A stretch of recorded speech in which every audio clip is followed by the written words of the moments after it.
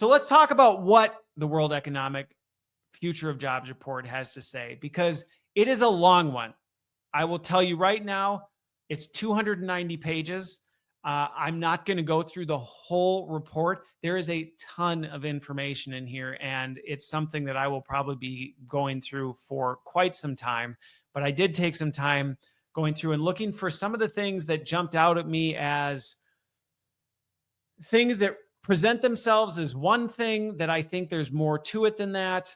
There's some of the things in there that I don't necessarily, it's fully representing the full picture of it.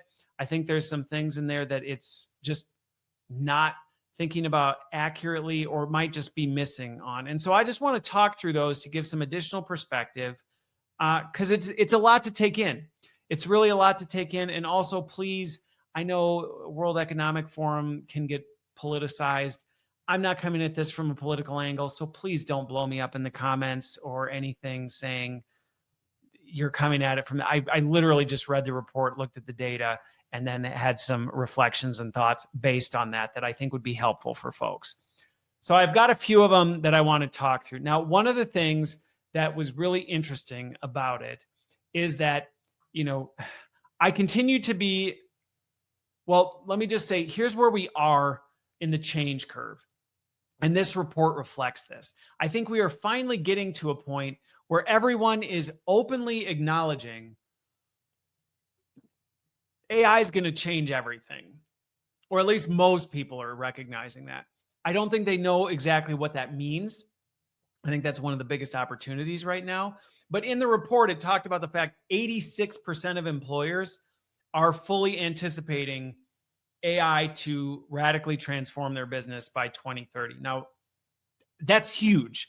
Almost 9 out of 10 businesses go, whatever it is we're doing, it's going to change dramatically as a result of AI. I think in some ways that's a good thing, because it means, all right, more and more people are recognizing, like, hey, we gotta recognize this is a force to be reckoned with. I think what concerns me, and it's why I've created things like the AI effectiveness report. It's why I'm doing my Pathfinder pulse analysis. It's why I continued creating content like this, is because not only did the report reflect this, but my conversations validate the fact that people recognize, 2030 is going to be here in no time. I think about the fact we're halfway through 2025 now, basically.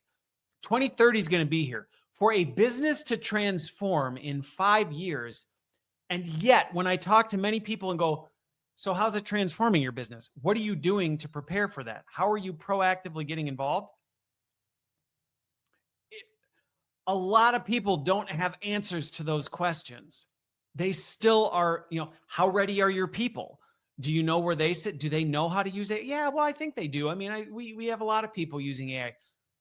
Yeah, just because they use ChatGPT or because you have Copilot or Gemini in your organization does not mean people know what they're doing. It does not mean people are using it effectively. It does not mean they understand the implications of stuff. That's why you see things like top secret confidential data showing up in Gen AI, because somebody's like, oh, I don't know. I just took the PDF and put it in there so I could ask it for help. You did what? I just had my meeting assistant join this top secret meeting and somebody just automatically accepted him in. I didn't think twice about it. So I just say that I think it's good that more and more people are recognizing, like, whoa, this is a force to be reckoned with. We know it's going to have transformation impact. It's a bit frightening to me that many recognize that much transformation is going to happen in 5 years, and very few people can answer some of the foundational follow-up questions that I ask when I start digging into AI transformation. And so I promise I'm not just saying that to try and push what I do and the things that I do. I just know how long business transformation takes. 5 years is not very long to transform a business. And that's assuming you know what you're doing already and you have a clear plan and you go, here's our 5-year strat. And here's how we're getting our employees ready. Here's how our business systems are changing. Here's how our overall strategy is changing. You get all that in place, 5 years is still a stretch to pull it off. So saying, yeah, I know in 5 years we got to be there, and then go, do you have like a roadmap? and many don't, that's concerning to me. So if you're listening to this going, I'm in that 86%. And I also, I guess, Christopher happened to be the one that goes, I couldn't really articulate to you what it means or how we're going to go about doing it. Please, whether you're working with me, it's not about you have to work with me. Get some help figuring that out, or you're going to be in some serious trouble. And that was one thing that came through in this. And the problem is, the longer you wait, the more bad decisions you make because you're rushed. You're hurrying, and that's when people go, well, we just need to cut this function because I think an agent can do it, or we got to transform this, and you just make bad decisions because you're in a hurry and you got to transform, but you haven't figured out how. So, do I have a ton of things that can help with it? Yes. Would I love to help anybody? Absolutely. Would I only want you getting help if it's through me? No. Just please, seriously, take this seriously and get started on it, because 2030 is not long. And if you really look at some of the data, I think 2030 is a stretch to say it's going to take 2030 for some of these things to need to happen. I think we're going to start to see some major movements in 2020-30 is the long end of that tail. I think a lot of businesses are going to be forced to transform well before that. So the clock is ticking. And that's not me being alarmist. That's not me trying to freak people out. That's me going, this is serious and you need to take it seriously. And I think the report validates the severity of it. I think what's missing is how unprepared people are for it. Okay. One of the things that I thought was a little deceptive was in the report, it showed the need for skill instability, how many skills are going to be changing. And it actually looked positive in the report. It looked like, this year and I think next year, don't quote me on it, but I think the next 2 years, it was like skill instability was going to go up. And then by 2030, it was going to come back down. It was going to go all the way to almost 60% and then trim back to 40, which, by the way, don't think 40% skill disruption is like, yeah, that's like status quo. That's still a lot of transformation. But it can look like, oh, so it's going to get better. So we'll be more stable by 2030. It's going to get a little crazier, but then it's going to start to stabilize. I don't think that's what's really going on here. I think what's actually going on here is some of the skill transformation that needs to happen is starting to go invisible. We're not seeing it as much because we have less visibility into what people are doing and how they're doing it. And we don't really know where people using AI to augment, where are they not. We're turning more things over to AI. So we don't really know. We actually are knowing less and less about work, which to me is unfortunate because we should have been trying to know more about work so we could be surgical and intentional about what we're doing. And instead we kind of threw AI into it without a whole lot of preparation. And because now it seems to be working, we're like, hey, I think we're good, which is why I think we start to see that number shrink as we get this false sense of it's getting better. We're in a better spot. When actually, I don't think that's the case. I think the decay is now hiding under rocks. It's buried in, storage rooms, things like that. And we're not going to see it the same way we would. So if anything, I think this is why we need to put a more intentional focus. Now you might go, well, Christopher, isn't that just because that's the space you're in? And, you just rolled out this AI effectiveness report that's supposed to help identify in people what they need to do. Yes, but it was reversed. I was seeing this problem going, we need this to help mitigate this problem. So I'm going to create something to help mitigate the problem, not I'm creating something, now I'm trying to advertise a problem. So I'm just being totally transparent with that because I continue seeing some of these things where people keep trying to kick this stuff down the road, and reports like this that give this indication of, oh, cool. So skills are going to stabilize. Skills are not going to stabilize. They're not going to stabilize. We might get more comfortable. AI may be able to pick up more of the slack and cover things, just like being in the office can cover some of the communication and relational breakdowns because you're like, no, we're good. We went to lunch. Well, you did, but you really don't have a relationship. I think AI is doing some of those same things. It's hiding the skill decay. It's hiding the gaps because we just don't see it. And so we assume it's fine. And I think that's actually reflected in the predictions of the report. the report's not framing it that way. And I think that was one of my concerns with it, is similar to last week's SHRM report saying, oh, only 12% of jobs are at high or very high risk of automation. That's being interpreted as, well, so I'm safe then. No, that's not what it's saying. And I think this is a similar one. Oh, skills are getting better, so I can kind of stay where I am. Like, no, that's not what it's saying. So don't interpret it that way. All right. One of the other ones that I thought was really interesting was some of the executive touch points. So in the report, it talks about 85% of executives have plans to upskill, but then 40% of executives are also planning on reducing their staff because they won't need the people anymore. And so there's a little bit of this dichotomy of, wait, you're upskilling so you can get rid of people. And I don't think there's a lot of, I think the problem is there's a little bit of confusion around where do we need skills and what are we actually doing? This goes back to my first point. I don't think people really know what they're doing. So as a result, they're going, yes, we need to upskill because the people we have need to be better, but we also don't need people. And if you then peel back the layers and go, okay, so what skills do you need to upskill? Well, we're not really sure on that. Well, who are the 40% of people you don't think you're going to need anymore? Well, we haven't really clearly defined that. What are the people going to do that you're keeping behind that you've upskilled? Well, we haven't really figured that out yet. And so I think you're seeing this in some of the conflicting numbers of, so you're upskilling, but you're reducing, but there's also new hiring that's happening too, based on different skill. Like, there's a general understanding, similar to the first point. There's a general understanding that all three of these things need to happen. We need to upskill our current people. We're going to need to hire new people into things that we have not historically had before. And there are going to be things that go away, whether it actually means getting rid of people or whether it means certain roles move and people get upskilled into new roles. There's an understanding those three things need to happen. There's not an understanding of why, how, when, where.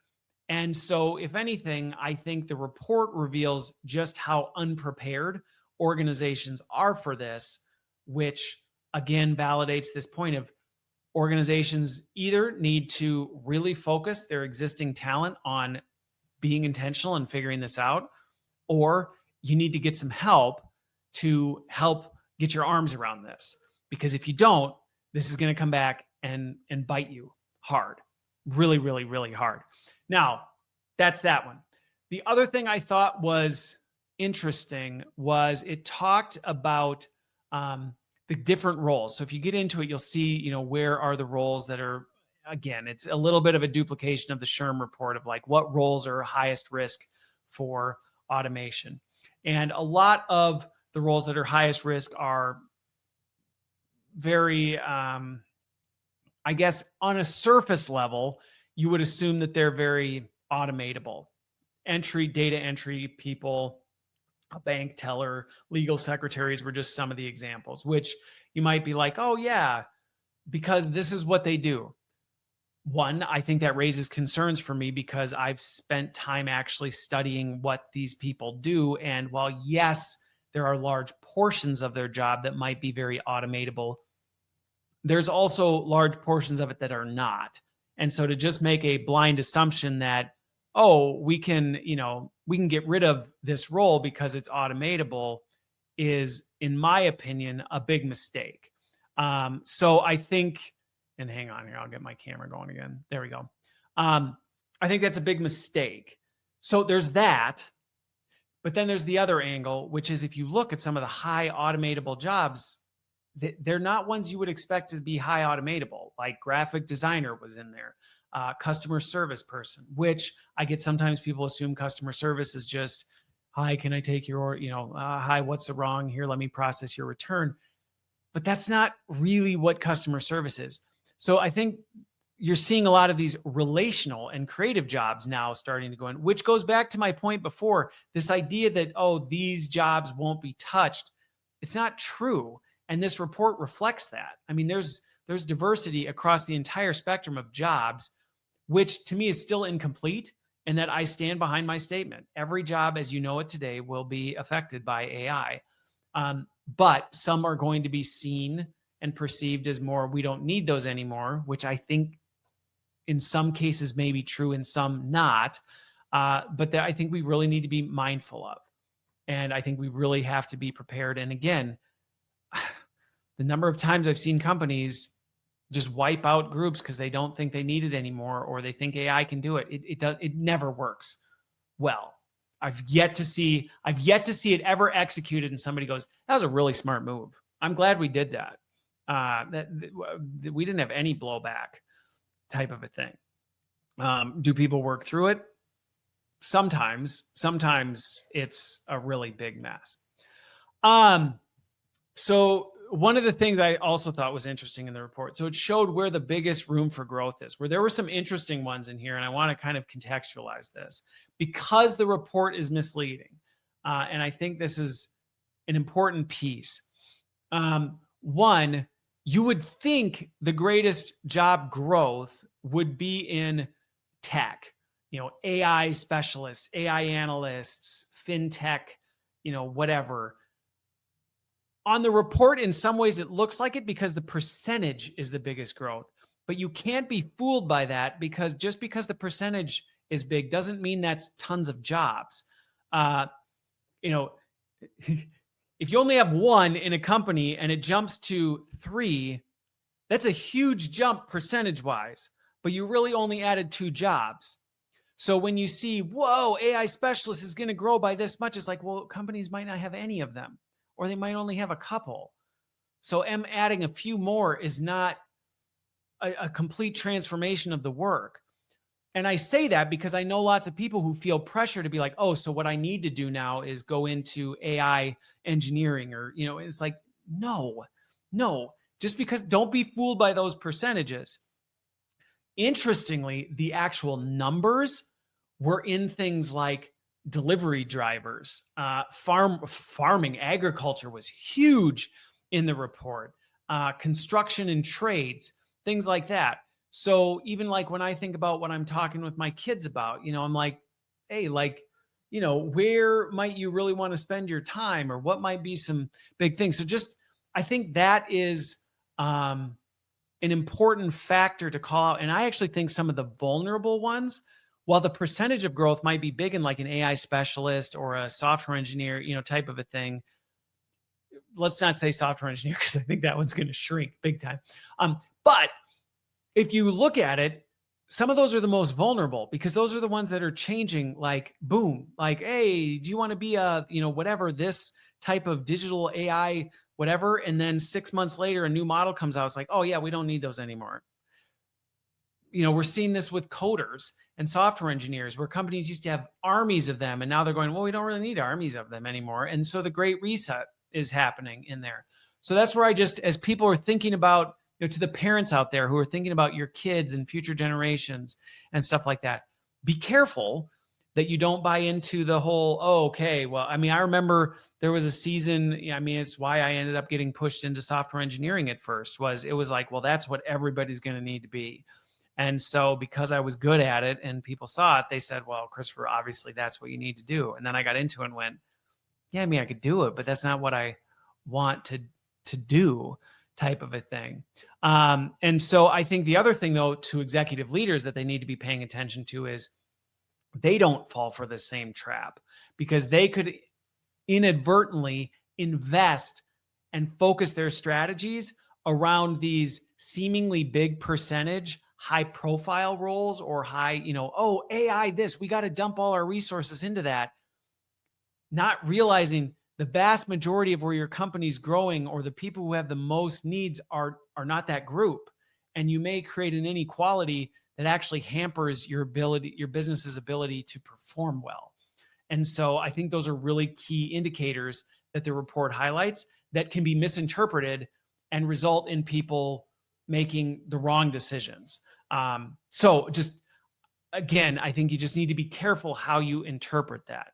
Now, another one I thought was really interesting was the distribution of work and how that's going to change. And this goes back to something that you've heard me say now multiple times, but if you listen to me, I say it all the time. every job is going to be disrupted. By 2030, there's this one chart that has the 3 bars right next to it, and it shows how much of the work is done by humans, how much is done by machines, how much is done like hybrid, and you see the distribution start to break. And by 2030, a lot of work is going to be performed by machines, a lot of the actual work itself. Now, I think there's 2 problems with this that we just, again, need to get in front of. Is one, are we handing off the right work? Because just because we go, oh yeah, so by this point, this percentage of things should be done by machines, you can end up just saying that's a target, so whatever we got to do to get there, just get there, instead of going, well, okay, but what work?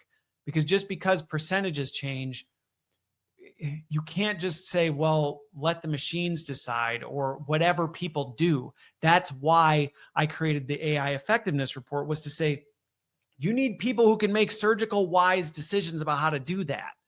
Are your people equipped to make those decisions well? Do you have managers in place that can look at the work on their teams and go, that is ripe for automation and we should be automating that. That, I don't care if a machine could do it, it shouldn't do it, and therefore we should have this person specialize in that. You need people capable and equipped to know how to do that. Or, if you look at the augmentation percentage, that grows as well. Do you have people that are equipped to work well alongside AI? Because if they're not, yeah, they might be augmenting the work, but it's not going to be done well. And so I think as you look at some of this stuff, the reality is machines are going to be doing more. That's inevitable. There's no way of getting around it. As the machines become more advanced and capable and all this stuff, they're going to be doing more. We now are at this critical juncture where we can't stop that change from happening, but we can influence how it happens to make sure it's the right thing. And I think this is something that everybody's so busy doing stuff, they're not taking the time to think through these things. And they're talking about automation when I think it should be more strategic augmentation. And that may sound just like I'm mincing words, but I think this is, if you get this wrong, it's going to lead to complete chaos. Complete chaos. All right, I'm coming into the home stretch. I'm definitely not going to get to the third update. Couple things that I thought came into the report, but didn't necessarily, or just I'm not hearing enough in conversations, is we're not talking enough about the aging population. There's just kind of this sense that, with all this AI and all this stuff, people will be able to work forever, and like growing up in the funeral business, people are going to die. People are going to retire. They're not going to be able to do stuff, which not only is going to change who's in your workforce and what they're able to do, but it's also going to put pressure on different industries like healthcare. How are we educating and preparing people? It's going to change some big macro things that I don't necessarily think companies are preparing for. And it again, as a good example, companies are not investing enough in, and I don't want to say young is like in a, stereotypical, but like young talent.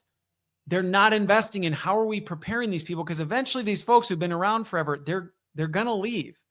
Our senior executives at some point are going to retire or have a heart attack or whatever, and we're not thinking ahead of how do we make sure people are there. We've got a lot of younger folks in low income, it's harder to find a job and they're saddled with debt. And so now we're going, well, jobs don't pay as much because AI can do so much of it. It's like, well, then you're actually isolating the population that you actually need, that you're going to need, because they can't come work for you. And then you're going to be scrambling to get them at the last minute. You're going to end up paying a premium later versus paying them what they should get paid and preparing them for growth. I don't know that it talked enough about kind of the green skills around like, hey, how are we thinking sustainability? How are we thinking clean energy? How are we doing some of that stuff? It's in there, but I think these are some of the other big macro things that we need to consider. So I will probably continue digging more into this. I don't know that I'll do as much of an in-depth on it again, but I just wanted to bring up, those were some of the biggest things that happened. And I think the big thing that comes out of that future of jobs report is the future of work that we're walking into, that is here. It's not coming, it's here. It's no longer the future of work, it's just work. It's not about the tech.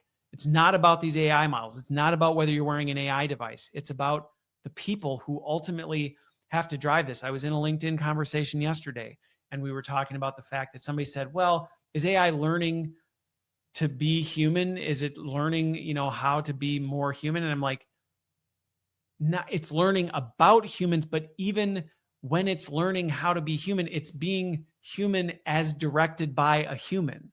So no, it's not really learning how to be human because it's not thinking for itself.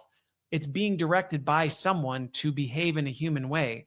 At the end of the day, there's always humans behind it.